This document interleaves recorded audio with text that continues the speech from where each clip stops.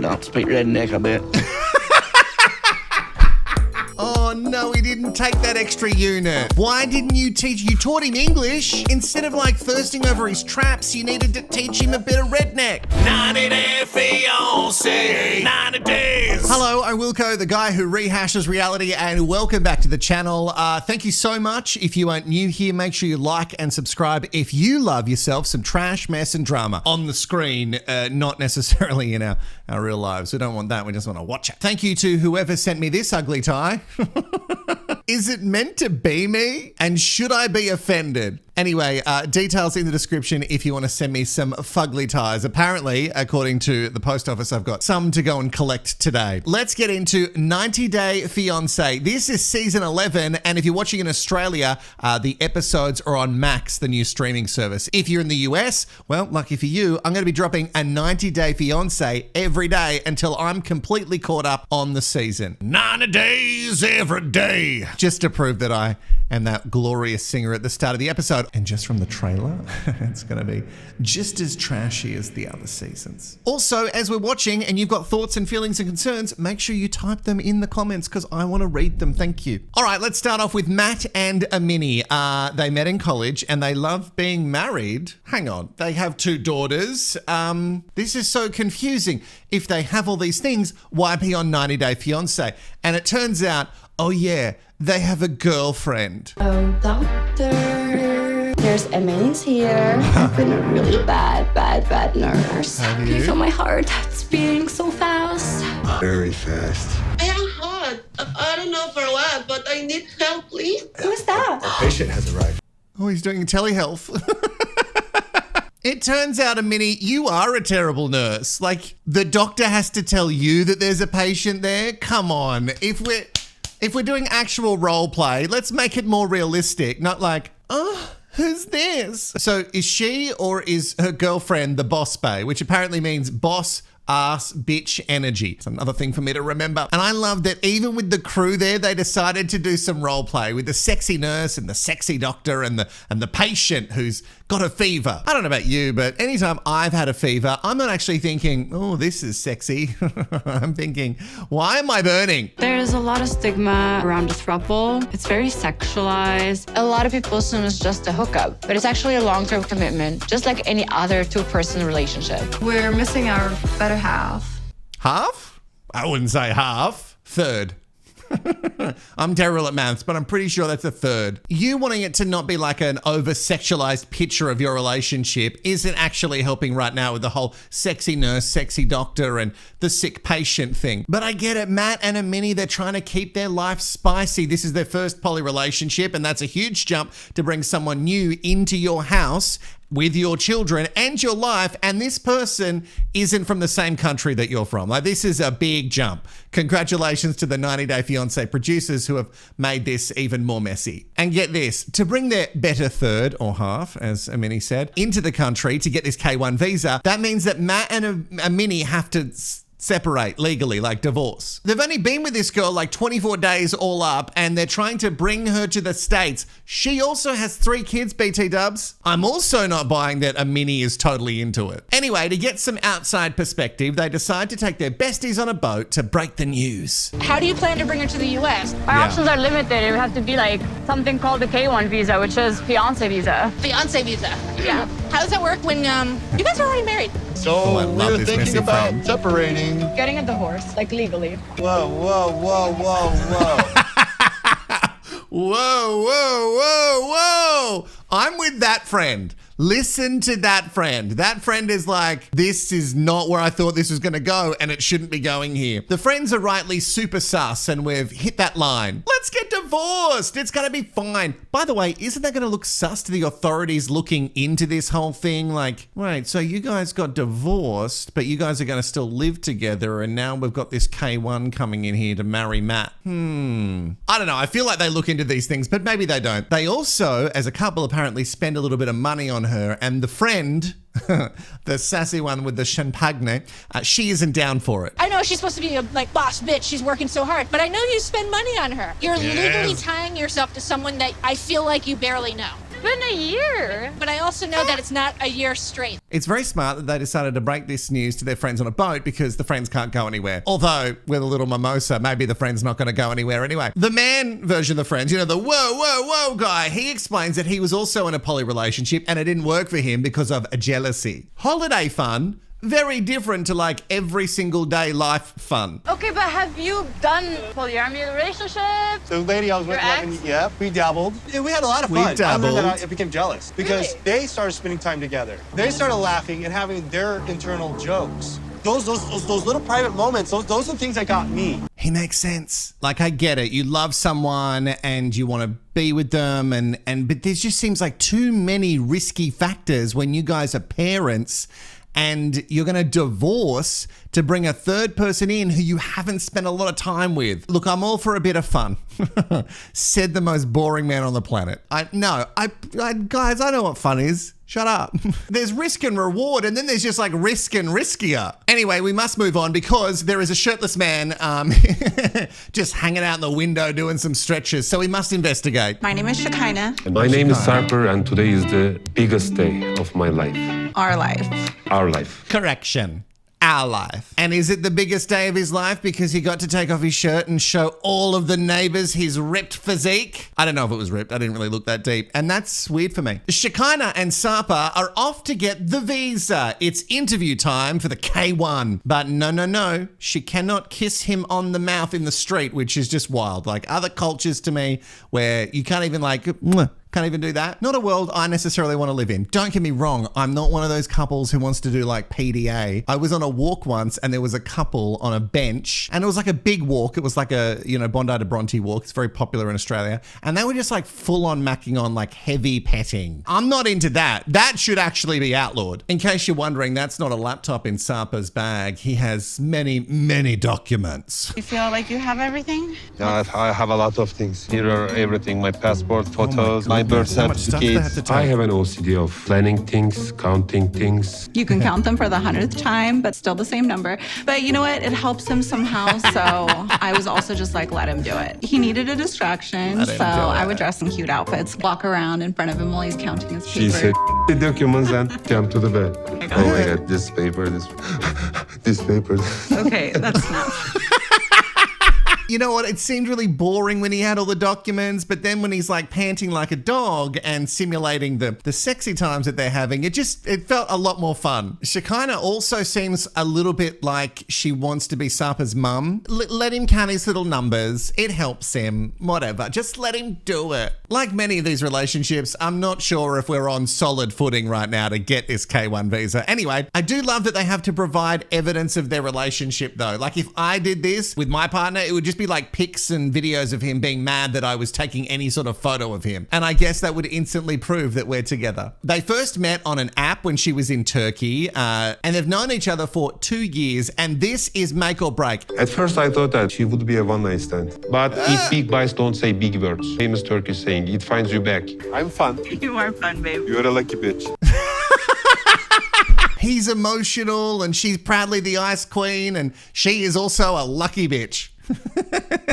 I do love how direct and brutally he speaks. You are a lucky bitch. The whole sex panty dog thing. Like he's very direct. I thought she'd just be a one night stand. Don't try to charm them either. They can see right through that. Say they're like a candle. Please don't do that either. It's weird. Candles can be charming. Be our guest. Be our guest. Yeah, I don't suggest you dance like the candle from Beauty and the Beast either. But Shekinah's right. Maybe don't like go too hard on the charm. Don't do like the dog sex panty thing. Yeah, you don't do that. With that couple, we're left on a real cliffhanger as we don't know the status of the K1, but something tells me, the promo, that everything will be all right. Let's meet another couple now. My name is Stevie. I'm 37 years old and I'm a painter. And Maddie, she has recently gotten into nudes. A scandal. She's a single mum of 2 kids and she teaches English. And the scandals continue because she fell in love with one of her students. That student is Maddie. Is there some sort of code of conduct for teachers to not sleep with their students? And I'm not talking about, teenagers and children. I'm talking about like grown students. She fell in love with him because He jacked. She was also turned on because he was overly prepared. Shut up, Maddie. It wasn't even Maddie's looks that grabbed my attention. It was that he came overly prepared. He was the only student that would show up with a list of questions to ask me. And were the questions, what's your favorite position? Were they school-based? Apparently he had the worst internet connection, but that just made it hotter for her because he was like blurry and you're like, is this guy hot? I'm not entirely sure. Is she still teaching him or have we moved on from that? Because otherwise it still feels a little bit wrong. She's also just out in the wilderness sketching him nude. And how could the teacher resist when Maddie loves himself a thirst trap? She was going to fall into it eventually. Unfortunately, there are some complications with their relationship and it's not directly their fault. It's the relationship between their countries. Maddie is from Iran and Hot for Teacher is from America. They have met though, not in Iran, in Turkey. And with 1 week of being together in person, he proposed. Here's a huge thing. Her dad, who she seems close with, doesn't actually know about her escandalo love from Iran. And it's very telling that she waits till the last second, the day before he arrives, that she has affianced a man from overseas. And a question I have is, she's just popping over with the camera crew. Like, what does he think the cameras are doing there? She distracts dad for a hot second with exactly what you need to do when you want to distract your dad. Car trouble. Do you remember the time I went to Turkey? Mm-hmm.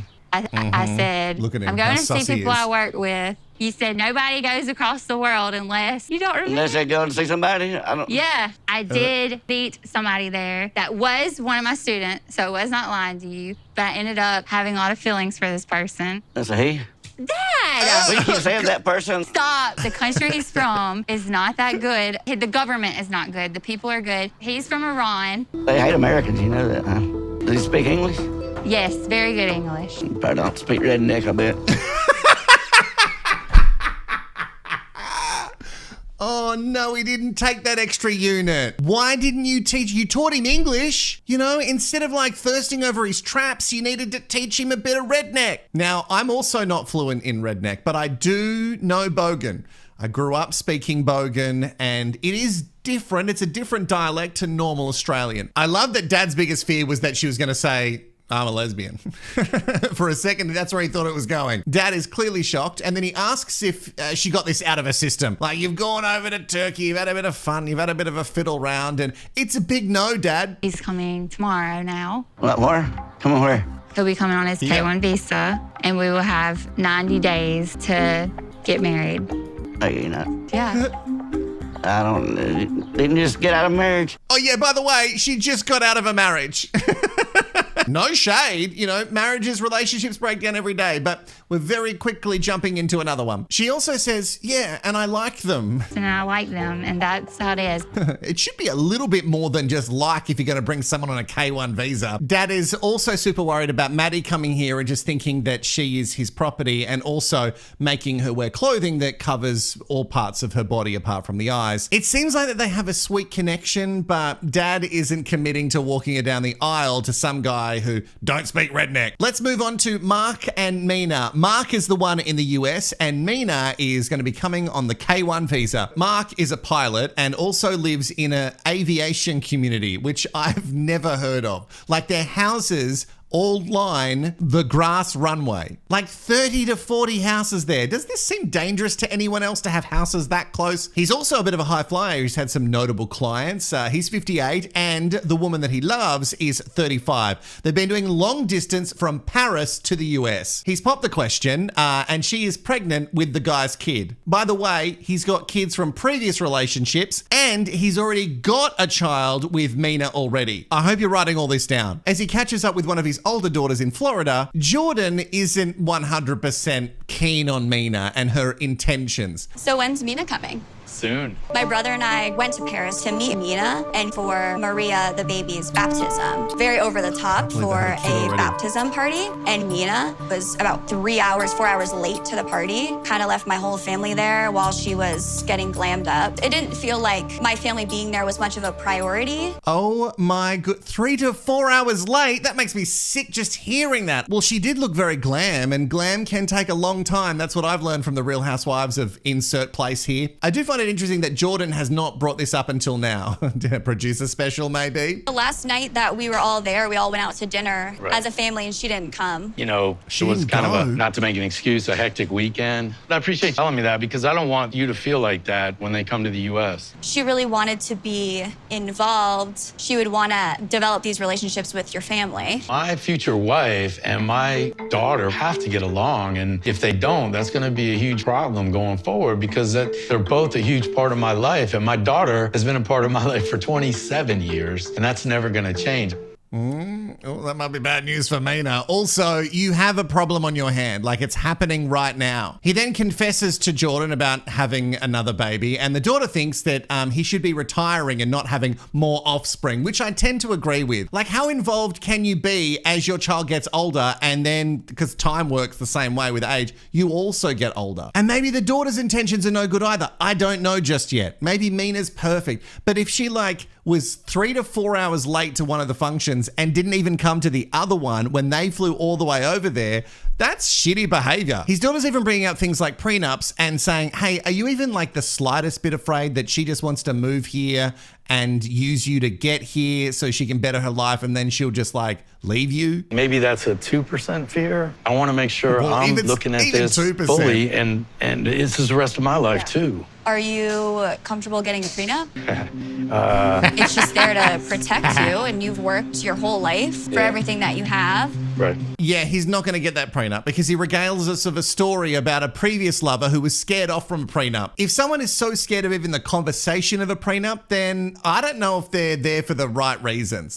At least it can be a conversation. Doesn't mean you don't love the person, but you can be realistic about things. He's obviously realistic enough to go, there's a 2% fear that she's not in it for the right reasons. Anyway, we must move on to our next couple who are very familiar, Juan and Jessica. So she's from Torrington, Wyoming, which has a very different life to what Juan has been living. And it doesn't sound like the most appealing place to live. She says that when it's hot there and the poop from the cow melts, that's all that you can smell. No thanks. She has 3 boys and 2 of them right now are throwing shit at each other. So I also love that Jessica is just doing these pieces to camera, chatting to the crew while she's just full on breastfeeding. Good for you. Just getting shit done. Getting shit done different to how the boys are getting shit done. They are a little bit nervous from Juan coming from Colombia because he has been living that cruise ship life. And by the way, if you don't know the story, she met him super quickly after separating from her ex. They met on one of the said cruises and she claims that there was no hookups,